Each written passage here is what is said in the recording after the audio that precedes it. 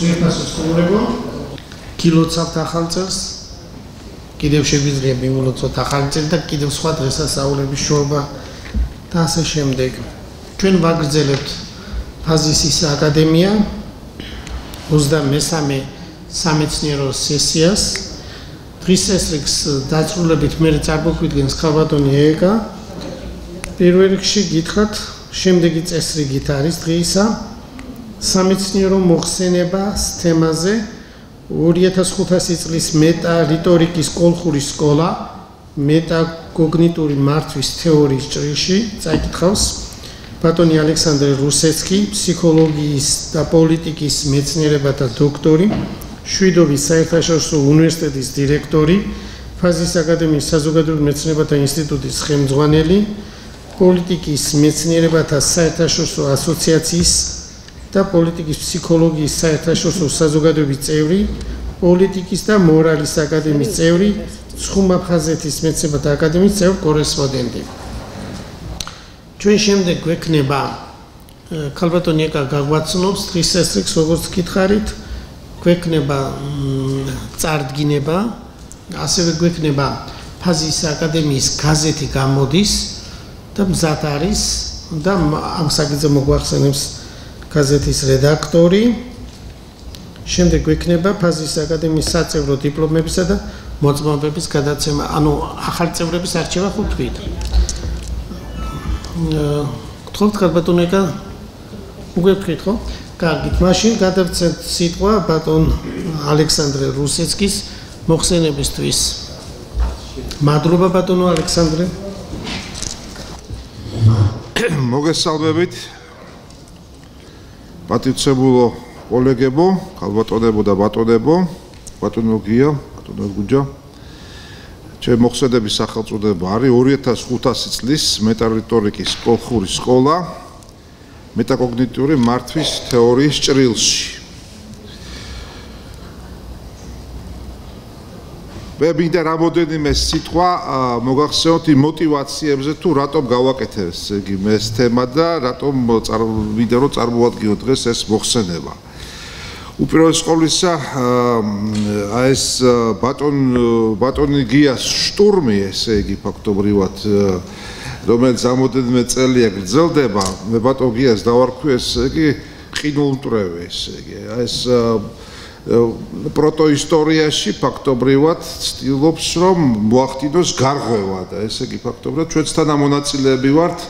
მე მგონი ბევრი ჩვენთაგანი აი ამ პროცესის და ეს პროცესი ძალიან საინტერესოა, ძალიან მნიშვნელოვანი არის და ფაზისის აკადემიის თემა თვითონ ხო არ შეიძლება რომ ჩვენ განვაცალკევოთ ფაზისის რიტორიკის სკოლისგან, ხო?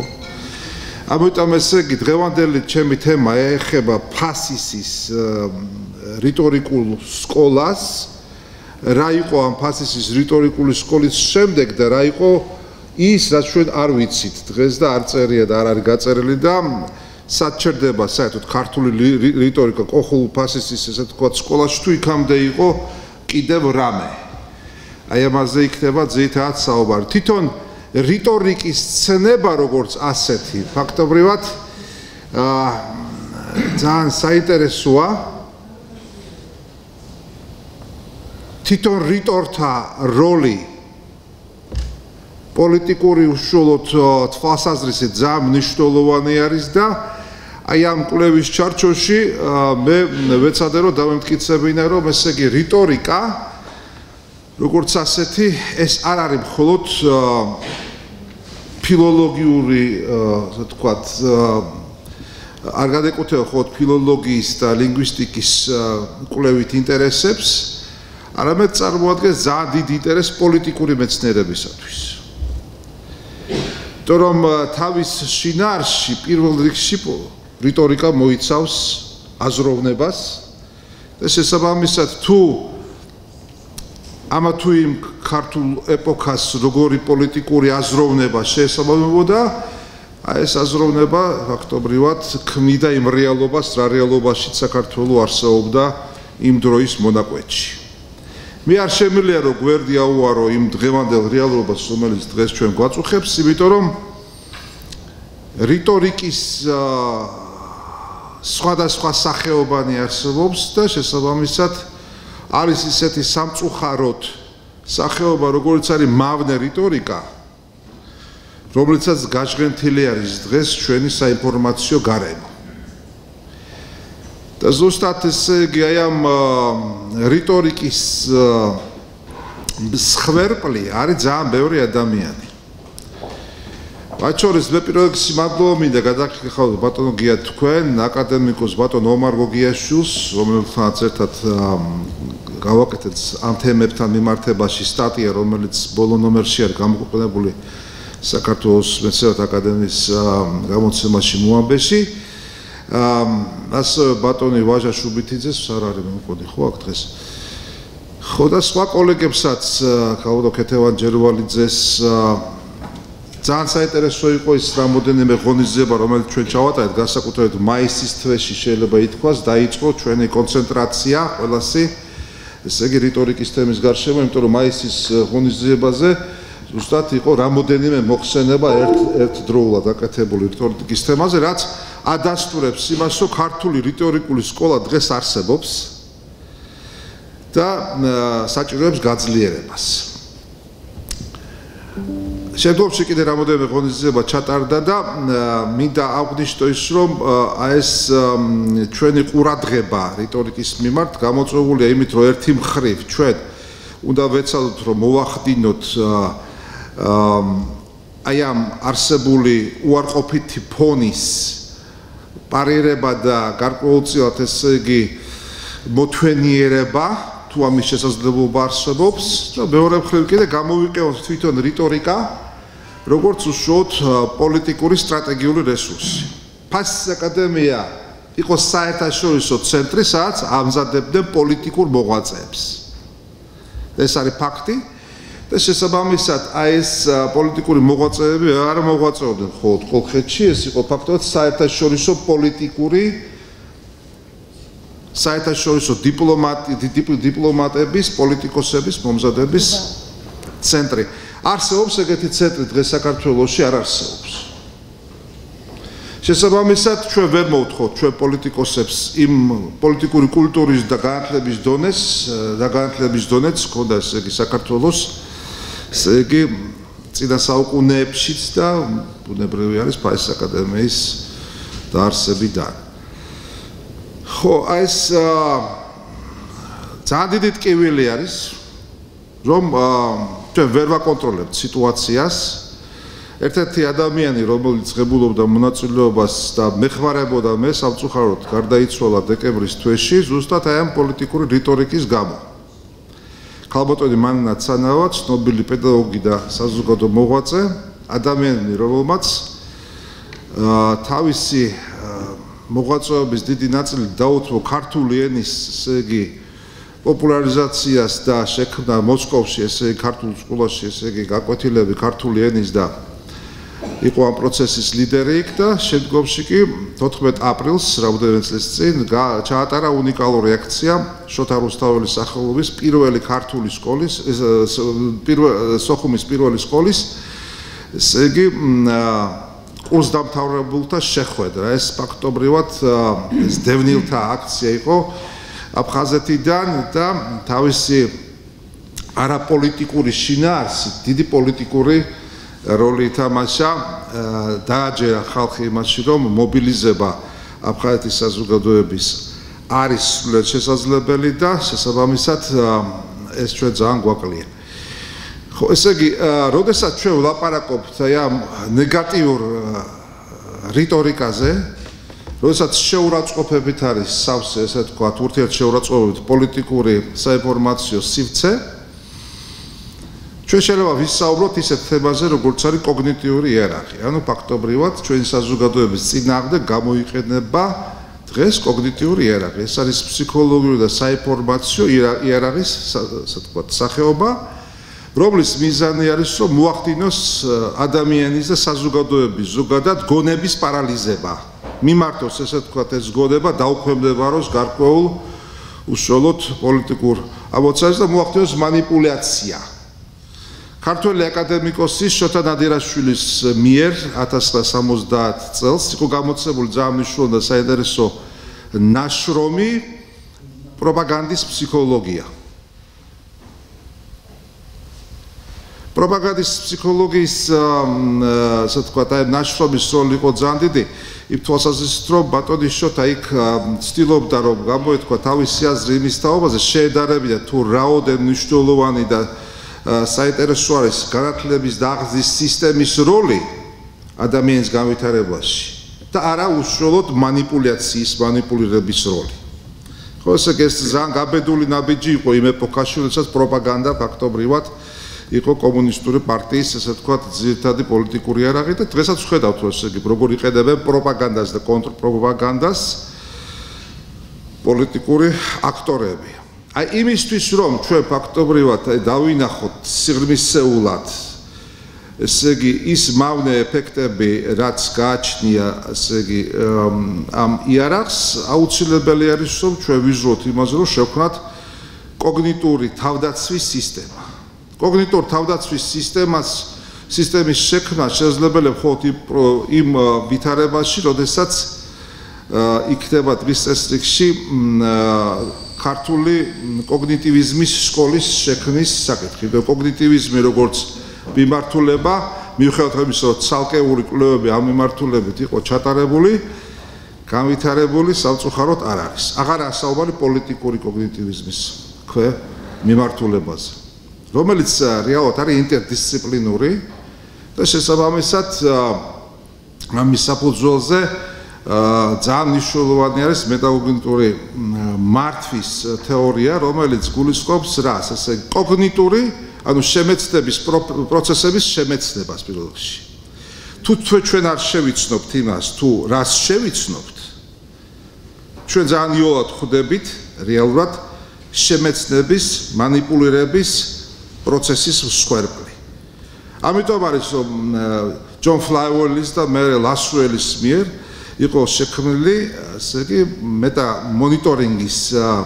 მეტაკოგნიტური მონიტორინგის ტექნიკა, რომელიც იძლევა საშუალებას, რომ ჩვენ რეტროსპექტივაში დავინახოთ ის პროცესები, თუ რა პროცესები მიმდინარეობდა ისტორიულად, უახლოეს თუ უფრო დიდ დიაპაზონში ისტორიის და გამომდინარე აქედან გამოვიტანოთ ჩვენი დასკვნები და მოვახდინოთ გარკვეული კორექცია აი ამ პროცესების. დავაკვირდეთ ესე იგი საკუთარ თავს, საკუთარ საზოგადოებას და მოვახდინოთ ამ პროცესების კორექცია.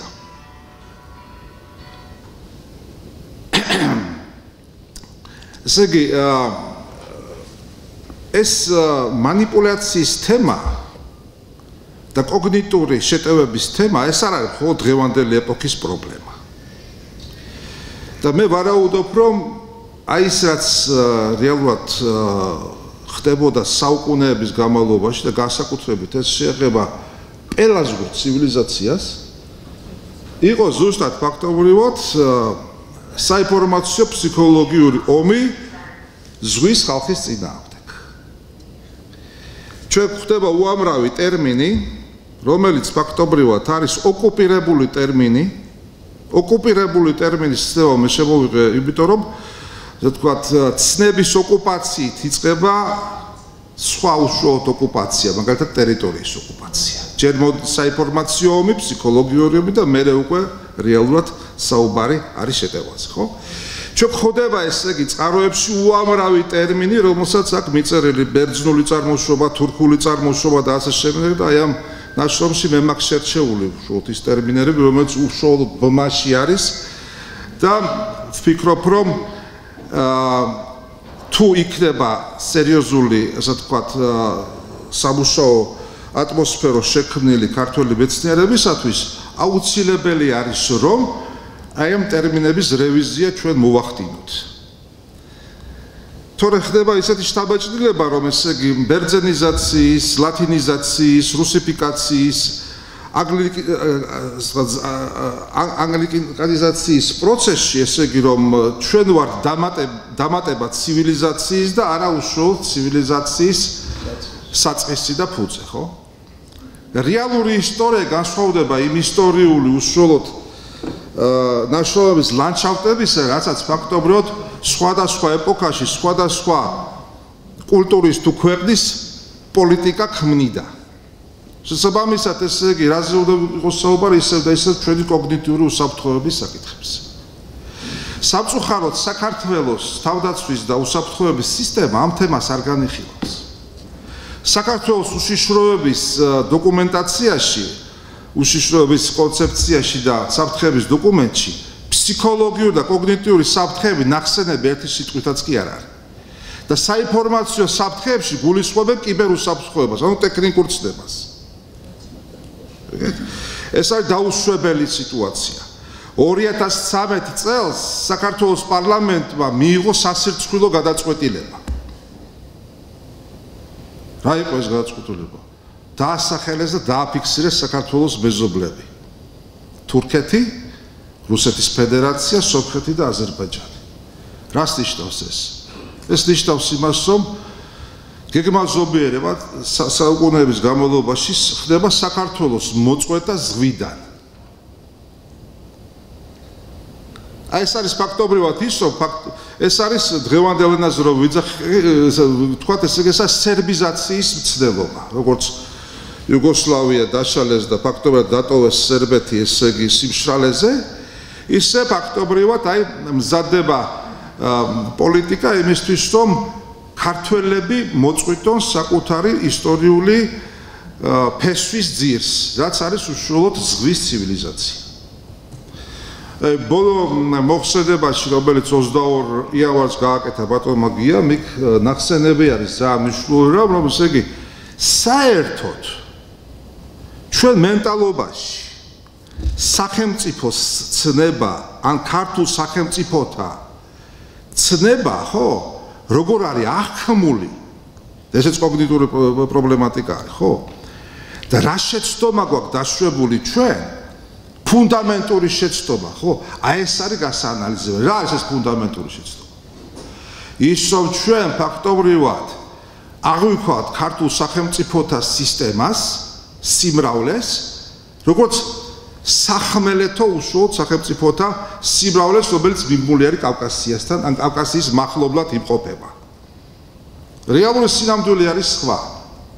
რეალური სინამდვილე ისე, რადგან ბატონი გია წარმოადგენს თავის მოხსენებაში, რომ ქართული სახელმწიფოებრივი პოლიტიკური ცივილიზაცია ვრცელდებოდა კავკასიის გარშემო. კავკასიის გარშემო დიდი რადიუსით. ეს არ არის მხოლოდ ფაქტობრივად პირენეების ნახევარკუნძული, სხვა შორის პირენეის ბასკური სიტყვა და ბასკური ცნება არის და ფურნეს ნიშნავს და ნიშნავს ესე იგი როგორც ჩანს, ესე იგი ვულკანს, ანუ თონეს. ხო? ესე იგი ეს არ არის მხოლოდ ფილისტინელთა დაუშვათ ელემენტი ახლო აღმოსავლეთში. ძალიან საინტერესო აღმოჩენები არის ამ კვლევაში, რომელიც ჩავატა, რომელიც უკავშირებს აი ბატონი გია შეეხო მას სამხრეთ სკანდინავიას. სამხრეთ სკანდინავიაში დანია ფაქტობრივად პელაზგების მიერ შექმნილი სახელმწიფოა და ამის მტკიცებულები ფაქტობრივად გვაქვს. დანიამ როგორც სახელმწიფო ჩათვალეთ, რომ ეს არის ქართული პელაზგური ბრენდი. ეხლა არის ერთი მომენტი, რომელიც უნდა აღვნიშნოთ, ესე იგი ევროპოცენტრიზმი ჩვენ აზროვნებაში, რომ ჩვენ ფაქტობრივად ისე შთაბეჭდება, რომ ვიყურებით მხოლოდ დასავლეთისკენ, იმიტომ რომ აღმოსავლეთისკენ რომ გავიხედოთ, ესე იგი მზე მოგვანათებს და შეგვიშლის, ესე იგი და დისკომფორტის ვითარებაში ვიქნებით, ხო? და ამიტომ ვერ ხედავთ ჩვენ აღმოსავლეთს. ვერ ხედავთ იმას, რომ პელაზგური ცივილიზაცია ირანის ტერიტორიაზე იყო გავითარებული. რომ პელაზგები ფაქტობრივად შესაძლებელია რომ ჩინეთამდე იყვნენ მისულები და ჩინურ კულტურაზე ქონდათ ზეგავლენა, სუმერების თემა არის და პელაზგების რა კონტექსტში არის უშუალოდ ურთიერთდაკავშირებული და როგორი ზეგავლენა მოახდინეს მათმა, ესე იგი ჩინეთის კულტურის სიღრმეებზე და მის გავითარებაზე, ხო? ამიტომ აი ეს ბორჯღალის სიმბოლო ფაქტობრივად, ხო? ძალიან კარგად წარმოადგენს თავის შინაარსში აი ამ ზღვის ხალხის უშუალოდ ცივილიზაციის გავითარების, ასე ვთქვათ, ამ შეიძლება ვთქვათ მოდელს, ხო? ძალიან საინტერესო არის ის რომ რიტორიკის დამაარსებელი ერთ-ერთი არის სახელად კორაქსი. თქვენ მოგეხსენებათ რომ კორაქსები არიან ფაქტობრივად კოლხური ერთ-ერთი ტომი. ხო აი ამ კვლევაში არის კონცენტრირებული ინფორმაცია იმის თაობაზე, არგუმენტები, თუ რა კავშირში შეიძლება იყოს სიცილიელი, სირაკუზელი კორაქსი პელასგებთან. რა თქმა უნდა, კავშირში არის, იმიტომ რომ სიცილიაში, სირაკუზებში არსებობდა პელასგთა დასახლება. და მისი უშუალოდ თანა ასე ვთქვათ, იგივე ეპოქის ერთ-ერთი მამა გორგიასი, რომელიც ითვლება ნომერ პირველ მამად, ესე იგი რიტორიკის, გორგიასის და ქორქიასის ესე ვთქვათ სახელები ფაქტობრივად ურთიერთკავშირში არის, ურთიერთდამოკიდებული არის ერთმანეთთან. გორგიასის მოღვაწეობა იყო უნიკალური პოლიტიკური თვალსაზრისით. პელოპონესის ომი და ეს მოვლენები ფაქტობრივად ამ ომში ერთ-ერთი წამყვანი ფიგურა იყო გორგიასი. ზუსტად მისი უშუალოდ რიტორიკული გამოცდების შედეგად ათენში მან მოიპოვა ფაქტობრივად ხარდაჭერა და იყო გამგზავრებული იქ დიდი ექსპედიცია, რომელიც სიცილიის ექსპედიციის კრახად იყო ისტორიაში მერე წარმოდგენილი. და კორაქსი იმდენად უძლიერესი რიტორი იყო, რომ როდესაც ფაქტობრივად ტირანები, რომლებიც ჩაგრავდნენ მოსახლეობას, სიცილიის მოსახლეობას, სირაკუზების მოსახლეობას და რაში მგობრობდა ის ჩაგვრა, როგორც ჩანს, პელასგების ჩაგვრა მიმდინარეობდა. იმიტომ რომ არის დაფიქსირებული ის, რომ 10,000-ობით შემოიყვანეს სხვა ხალხი, ესენი გაესახლებინათ და შეესუსტებინათ, ხო? აი ამ ბრძოლების შემდეგ კორაქსი ხდება იქ მთავრობის ხელმძღვანელი და ფაქტობრივად პირველი პირი, პოლიტიკური პირველი პირი. აწესრიგებს სიტუაციას თავისი ენით, რიტორიკით, აწესრიგებს სიტუაციას, ესე იგი რიტორიკა საგძალა მოწესრიგებისა და არა მხოლოდ გრევისა, ხო? აწესრიგებს სიტუაციას იქ და მიდის, სად მიდის? რიტორიკის სკოლას ქმნის. ესე იგი რა არის საინტერესო იცით ფენომენი? რა თქმა უნდა, ფასისის რიტორიკის სკოლა ძალიან საინტერესო უნდა იყოს ჩვენთვის. და იგივე ბატონი გიას კვლევებს რო დავეყდოთ, მარკიონ ფასისელის მიერ, ხო? მხოლოდ ფასისის სკოლა არ იყო შექმნილი. ესე იგი კვლევის საგანი შეიძლება გახდეს რიტორიკული სკოლების სისტემის შესწავლა და რიტორიკული სკოლების განვითარებაში პელასგთა როლის გარკვევა. აი ეს სრულიად ცვლის ფაქტობრივად კოგნიტურ აზროვნების, ესე ვთქვათ, დინამიკას და ყურადღება უკვე გადადის ადგილობრივი საკითხების, ვთქვათ, საკითხებიდან უფრო გლობალურ სივრცეებზე. აი რა ჭირდება დღეს ფაქტობრივად ქართველ ადამიანს, ჩვენს თანამოქალაქეებს. ჩვენი თანამოქალაქეები იმყოფებიან გაურკვევლობაში. და ეს გაურკვევლობა არის საფუძველი შფოთვის, შფოთვა არის საფუძველი ფაქტობრივად იმ დაძაბულობის, ნევროზის, რომელიც მე აისახება ფსიქოსომატურად ან ესე ვთქვათ დარჩა? ხო. მადლობთ. ხო, ესე იგი და ან ფაქტობრივად ფსიქოსომატიკის და საკუთარ თავზე, ესე ვთქვათ, ჯანმრთელობაზე, აქედან გამომდინარე უარყოფით ზეგავლენას იქონიებს, ან ესე იგი სხვაზე. როგორ ისევ და ისევ უარყოფითი რიტორიკის, შეურაცხყოფების და ასე და ასე. ხო, ესე იგი ეს თლიანი სისტემა, ხო, სახელმწიფოთა რეესტრი. რა სახელმწიფოებები შეიძლება ჩაითვალოს და რა კატეგორიით, რა დონით, ხო? დაკავშირებული ქართულ, პროტოქართულ უშუალოდ კულტურასთან ქმნის რას? ქმნის მომავალი საქართველოს საგარეო პოლიტიკის ინტერესებისაგან. ესე იგი, დანიელებთან ურთიერთობა თურმე სხვა განზომილებაში შეიძლება, ხო? ხო შეიძლება ჩვენ მივმართოთ დანიელ მეცნიერებს, დავამყაროთ ურთიერთობა დანიის უნივერსიტეტებთან, იმდენი ტერმინი აღმოვაჩინე იქ დანიური ტერმინოლოგია, რომელიც წარმოშობა პირდაპირ წერია არის გაურკვეველი. და რომელიც ძალიან იოლად უკავშირდება ისევ და ისევ ზღვის ხალხს. მაგალითად, დანიის ტერიტორიაზე გარკვეული არქეოლოგიური აღმოჩენები, სლოვენიის ტერიტორიაზე გარკვეული აღმოჩენები და თქვათ ჭყონხეთის ტერიტორიაზე აღმოჩენები ძალიან საინტერესო ურთიერთკავშირში არიან ერთმანეთთან, განსაკუთრებით საჭაობე დასახლებებს შეეხება ეს. საჭაობე დასახლებებს. დრას შუაშია საჭაობე დასახლება და რატო საჭაობე დასახლება? აი აქ არის ძალიან საინტერესო ვარაუდი. დიახ, ეს არის კულტურა და ეს არის მეტალურგიული კულტურა. დრას შუაშია მეტალურგია და ჭაობი. ეს არის საჭაობე მეტალურგია. ეს არის საჭაობე მეტალურგია. ეს არის ის ფაქტობრივად მიმართულება, რომელიც დისკურსიდან არის გამქრალი. ანუ ფაქტობრივად არის საუბარი პირველ რიგში მეტეორიტულ რკინაზე, მეტეორიტულ რკინის გამოყენების საკითხებზე, მეორე მადანი და მესამე ჭაობი და ჭაობის მეტალურგია იყო უფრო ადრე, ვიდრე ფაქტობრივად მეტალურგიის სხვადასხვა სახეობები უფრო გვიანდელი, მოგვიანებით შექმნილი, ხო? სხვა შორის საჭაობე, ესე ვთქვათ, მეტალურგიის საკითხი ძალიან საინტერესოა იაპონიასთან მიმართებაში. სირიასთან მიმართებაში, იქაც გვხვდება ჩვენ, მაგრამ დამასკის ფოლადი რო ავიღოთ, ხო? ნუ ეს ყველაფერი კვლევების საგანია, უბრალოდ მინდა აღვნიშნო, რომ აი ესეთი ტიპის გაფართოება დიაპაზონის და გეოგრაფიის ქმნის სრულიად ახალ შესაძლებლობებს ქართული მეცნიერებისათვის, ქართული განათლებისთვის, ზოგადად ქართული პოლიტიკისთვის. ჩვენ ვხედავთ, რომ ესე იგი ქართველებს გააჩნიათ უნიკალური კულტურა რიტორიკის. ინსტიტუციონალურად შენარჩუნებული რიტორიკის კულტურა, რომელიც აისახება სად? მაგალითად, სუფრის კულტურა, თამადის კულტურა. შევხედოთ ესე იგი კრიმინალურ სპექტრს და კრიმინალურ რიტორიკას.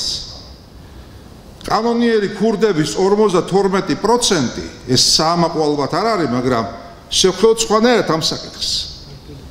52% ფაქტობრივად ეთნიკურად ქართველები იყვნენ. ხო? რატომ? იმიტომ რომ კრიმინალური რიტორიკა არის გადამწყვეტი იარაღი იმ ურთიერთ გარჩევებში, შესაბამისად საიდან აქვთ ეს თუ არა უშუალოდ გენიდან. სხვა შორის ყორაქსების და გენიოხების თემაც ურთიერთ დაკავშირებული არის, ესე იგი ამ საკითხთან, იმიტომ რომ გვერდიგვერდ ცხოვრობდნენ და დაკავშირებულია ესეთ საინტერესო მოვლენასთან, როგორიც არის, ესე იგი, ეტლი. ეტლი, როგორც საბრძოლო ეტლი, ისე ესე იგი ჩვეულებრივი სატრანსპორტო ეტლი, რომელიც ორ ფუნქციას ასრულებდა, ან ხალხის გადაზიდვა, ან ტვირთის გადაზიდვა. ხო, ეს უნიკალური არქეოლოგიური აღმოჩენები, რომელიც არის საქართველოში. განსაკუთრებით ბოლო წლების განმავლობაში, ესე კახეთში, დიახ, ესე იგი, ეს ორ ბორბლიანი ეტლების, რომელიც საბრძოლო ეტლს წარმოადგენს და ძალიან საინტერესო არის ის, რომ ესე იგი პელაზგების ზღვის ხალხი, ხო? ხოდ ზღვასთან კი არ იყვნენ იდენტიფიცირებულები სხვების მხრიდან, არამედ ეტლებთან, იმიტომ ამათ ხულად განსაკუთრებული სიძლიერის და ძალიან საინტერესო კონფიგურაციის ეს ეტლები, რომლებიც ესე იგი ორბორბლიანი ეტლები, საბრძოლო ეტლები, ეგრეთ წოდებული ამავწყდა სიტყვა, ну, მოკლედ განსხვავებული იყო და ამით ასხვავებდეს სხვებისგან, ხო, ესე იგი, ეგვიპტეში ბრძოლის დროს იყო გამოყენებული და სხვა, ესე იგი სიტუაციებში და ვითარებაში. ეხლა ყორაქსის სახელწოდება არის, არ დაგვაუწყდეს მდინარე ბზიფის. ესე იგი, თუ გედიოხების, ესე ვთქვათ, თარგმანი არის მეტლეები რა. ხო? ესე იგი, თუ რისი მეტლეები არიან გედიოხები, ვთქვათ, პირველ რიგში ესე იგი, ესაც აღმოაჩინეს დანიაში და რაც ესე იგი არის საფუძველი ეტლი აღმოაჩენს ეტლის მოდელი, რომელიც ესე იგი ერთი მხრივ ესე იგი 4 ბორბლიანი ეტლი იყო, ბრინჯაოსი და ესე იგი აი ამ ეტლზე იყო დამაგრებული დისკი, რომელიც ერთი მხრიდან იყო ესე იგი ბრონზით დამუშავებული ბრონზის დისკი, რომელიც ოქროთი იყო დამუშავებული, მეორე მხრით არა. ესე იგი ეს სავარაუდოდ იყო მზისა და მთვარის, ასე ვთქვათ, გამოსახულება ორივე მხრიდან. ხო, ესე იგი აი ეს ეტლების თემა არის ძალიან საინტერესო. რატომ არის საინტერესო? იმიტომ რომ სხვა მონაცემებით, როგორც ცხენის გაშიდაურების, ისე უშუალოდ მეეტლეობის კულტურა იყო მეტად განვითარებული უშუალოდ კავკასიაში, სხვადასხვა ეპოქაში, სხვადასხვა საინჟინრო დანიშნულების და კულტურის იყო, ესე იგი ეს ეტლები. აი ბზიფის ბოლოს არსებობს ბზიფის, ანუ სხვადასხვა ეძახები, გაგრის იპოდრომი. არ არის გამორიცხული გაგრის იპოდრომზე ზუსტად იყო, ასე ვთქვათ, ამფითეატრი, რომელიც ესე იგი ემსახურებოდა აი ამ ეტლების, აი ამ უშუალოდ მეეტლეების ვთქვათ, დიახ, საცდელი იპოდრომის ფუნქციასაც ასრულებდა და არა მხოლოდ ვიზუალური სპორტული ღონისძიებების თვალსაზრისით იყო საინტერესო. ხო, ესე გამის საინტერესო მასალაც, დოკუმენტალური მასალაც გვაქვს შეგროვილი და ეს არის სხვადასხვა საფუძველი მომავალში ჩვენ იქ მყოფ აფხაზ კოლეგებთან, ესე იგი, თანამშრომლობის, ხო, იმიტომ რომ ეს ძალიან საინტერესოა შიდა დიპლომატიურ კონტექსტში როგორ იქნება წარმოქმნილი და საერთოდ სპორტული დიპლომატია ხო ბატონი ზაზა ჯაფარიძე შემოძანდა, რომელიც სპორტული დიპლომატიის საერთოდ კონცეფციის შემქმნელი არის არა საქართველოს, არამედ საერთაშორისო დონეზე და ესე იგი ეს ძალიან მნიშვნელოვანი არის სპორტული დიპლომატიის რესურსის გამოყენება აი ამ კონფლიქტების მართვაში და მოგვარებაში. სპორტული, ესე იგი, მეეტლეების აი ამ კულტურას ჰქონდა ძალიან მნიშვნელოვანი ეკონომიკური ფუძე. უმდიდრესი მეეტლე, ვთქვათ, რომელიც 27 წლის დაიღუპა, ესეთი ახალგაზრდა ფაქტობრივად, ხო, მოასწრო 2000-მდე, ესე იგი, წარმატებული ბოლის ჩატარება და ესე იგი, ითვლება მსოფლიოში ყველაზე დიდარ სპორტსმენად. ესე იგი, მისი ქონება ფასდებოდა დღევანდელი, ესე ვთქვათ, დოლარებში რო გადავიტყავთ 15 მილიარდი დოლარით. 15 მილიარდი დოლარით რა. ხო, ესე იგი, აი ეს ძალიან მნიშვნელოვანი და საინტერესო რაღაც არის, იმიტომ რომ არ არის გამორიცხული ჩვენ გარდა იმისა, რომ ვაწარმოებდით, ესე იგი, ამ პროდუქციას, სხვადასხვა სულხან საბას აქვს ძალიან საინტერესო ტერმინი ფორანი. ფორანი რა არის? ფორანი არის ბზის გადაზიდვის საშუალება. წარმოიდგინეთ, ესე იგი, ბზის გადაზიდვა, თუ ესე იგი, ბზა, ესე იგი, წარმოადგენდა ეკონომიკურ რესურსს, სხვადასხვა ისევე როგორც სხვა რესურსები კოლხეთში, მაგალითად, კოლხეთის ხოხობი. კოლხეთთან ესე იგი არის ცნობილი ერთ-ერთი კორომი, სადაც კოლხეთის ესე ვთქვათ ხოხობი არის, რატომღაც იქ ესე იგი წარმოდგენილი, ხო? ბევრი საინტერესო უშუალოდ სხვა ელემენტიც არის. ესე იგი, ეს ფასიანოსი, ხო? მე ახლა ფაქტობრივად ჩემი მოხსენება დღეს არის მაპროვოცირებელი იმ თვალსაზრისით, რომ ამ მოხსევის თავარი ამოცანა და მისია მდგომარეობდა იმაში, რომ დამაინტერესებია მაგალითად ბატონი გელაყიფიანი, როგორც ინჟინერი, იმით რომ ესე ეს სატრანსპორტო ინფრასტრუქტურის ისტორია, რომელიც აღწერილი არის და ძალიან საინტერესო ნაშრომები არის ქართული. გვერდით აგიდევ. ხო. ესე იგი, ანუ მრავალი სხვადასხვა პროფილის ადამიანი, ფაქტობრივად, შეიძლება და სპეციალისტი და გუნდებიც იყვნენ ჩართულები ამ კვლევაში. ონომასტიკოსები პირველ რიგში. ჩემი აზრი არის ესეთი, მთელი სპექტრი უძველესი მეცნიერების, იმ ეპოქის მეცნიერების არის შესამოწმებელი, ესე იგი, ამ იმაზე რა. პელაზგურ კულტურასთან კავშირთან მიმართებაში. თუ ჩვენ მივიღეთ, ესე იგი, აი ეს სურათი და დავამტკიცეთ პირობითად რა, რომ კორაქსი თუ გორგიასი თუ სხვა კავშირში არის ამ ცივილიზაციურ კულტურასთან შესაბამისად ეს აძლიერებს ქართული მეცნიერების საერთოდ ისტორიის კონტექსტს, ხო? ანუ ქართული მეცნიერების ისტორია უფრო შორს გადადის ისევე როგორც რიტორიკის მოჩვენს, ხო? რიტორიკის ისტორია, ხო, რომელიც ფაქტია, რომ 1900 წლისა თუ ჩვენ ვივძელეთ ფასის აკადემიის უშუალოდ კონტექსტში ეს ერთია, მაგრამ თუ ჩვენ სხვა პარამეტრი შემოვიტანეთ და ეს პარამეტრი არის ეთნიკური წარმოშობა, ვიღაცა პირობითი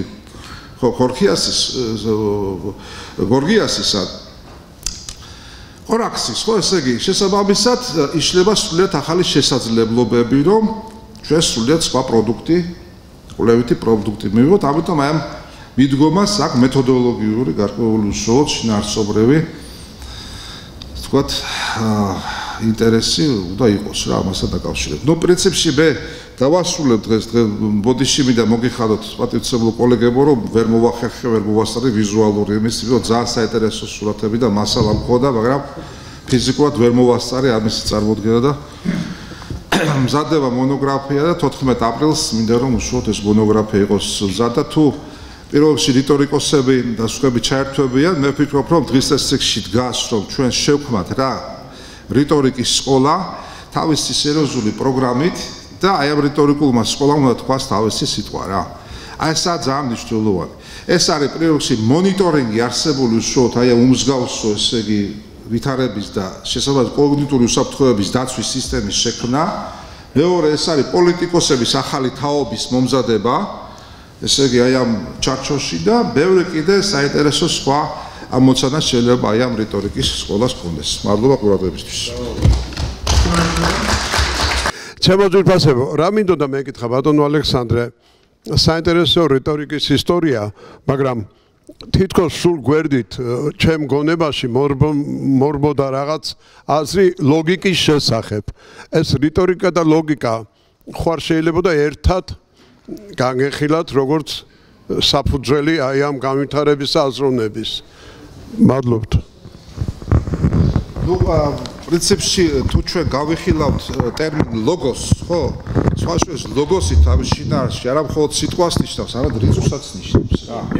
4 თუ 5 მნიშვნელობა აქვს და შეკრული თავისებური უშუალოდ შიდა მნიშვნელოვანი ანალიზი უნდა იყოს ამაში და რა თქმა უნდა, როდესაც ჩვენ რიტორიკის ისტორიას ვსწავლობთ, ხო, ესე იგი მსჯელობა და კონფლიქტი ამის გარშემო იყო ძალიან სიღრმისეული რა. ლოგიკა არის თავარი და ესე იგი არისტოტელოსური ხედვები ეს დაჯერების კონცეფცია და ესე იგი იმისი რომ ფაქტორად არგუმენტების ის თუ ემოცია. აი ძალიან საინტერესო კითხვაა მამა, იმიტომ რომ პირველ რიგში ხო ქართული კოგნიტური უსაფრთხოების სისტემა რაზე გადის რა. პირველი არის გული, ეს არის ემოცია.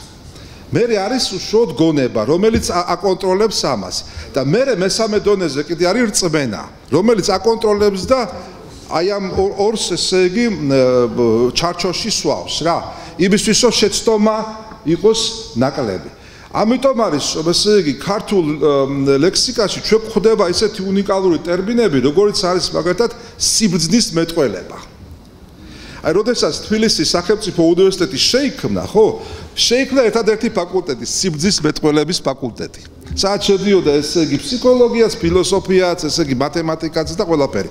ეს 18-ში და 19-ში, ხო, უკვე გამოყოფა მოხდა, ესე იგი გამოიყო სამედიცინო ცალკე იყო უკვე, მათემატიკოსებიც ცალკე იყვნენ და მაგრამ ეკონომიკა და ფსიქოლოგია ეს დარჩა, ესე იგი სიბრძნის მეტყველების.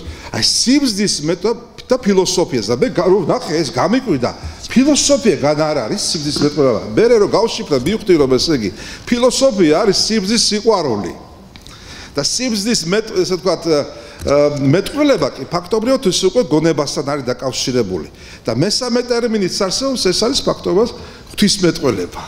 აი ეს ღვთისმეტყველება ეს არის უკვე ის გვირგვინი, რომელიც ამშვენებს აი ამ ორ პირობას, ესე გულისა, გონებისა და უშუალოდ ღვთისა ზევით. მადლობა. ძვირფასო კოლეგო, ეს დავამატებ მამამ რადგანაც იკითხა 392 წელს არსებობს მიწერა ბაკურ იბერიელსა და ცნობილ ფილოსოფოს ლიბანოს შორის. ჩვენ ეს გვაქვს ეს წერილები. მან 392 წელს მოწერა ლიბანოსმა პეტრე ბაკურ იბერიელს, ბაკურ იბერიელი ცნობილი მხედართმთავარი და ფილოსოფოსი იყო და ლოგოსებზე ანუ ლოგოებზე, ანუ ლოგიკაზე, აი სწორედ იქ არის მსჯელობა. ამიტომ ქართველებს ძალიან დიდი როლი აქვს ამ საკითხებში. შემდეგი კითხვა.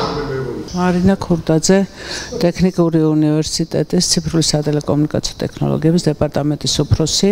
ძალიან გულდასმით გისმენდით ბატონო ალექსანდრე, სასიამოვნო იყო ჩემთვის ახლა განსხვავებული პროფილის ადამიანისთვის, მაგრამ იქნებ საქმეში ჩაუხედავს მე და ალბათ ბევრი აქ აი რა არის საჭაობე მეტალურგია, ანუ ჭაობის მეტალურგია. იქნებ ეს უფრო კარგად გავიგომერო, რომ კიდე გავიგონებ სხვაგანაც არ ვიყო მთლად ისე გაფანტული. ესე იგი, ნახეთ რა სიტუაცია არის. რას იყენებენ იაპონელების, სამურაელების, აი ამ ხმის როგორ მიმდინარეობს ეს ტექნოლოგიური პროცესი. ესე იგი, რკინის ღერცს დებდნენ ჭაობში.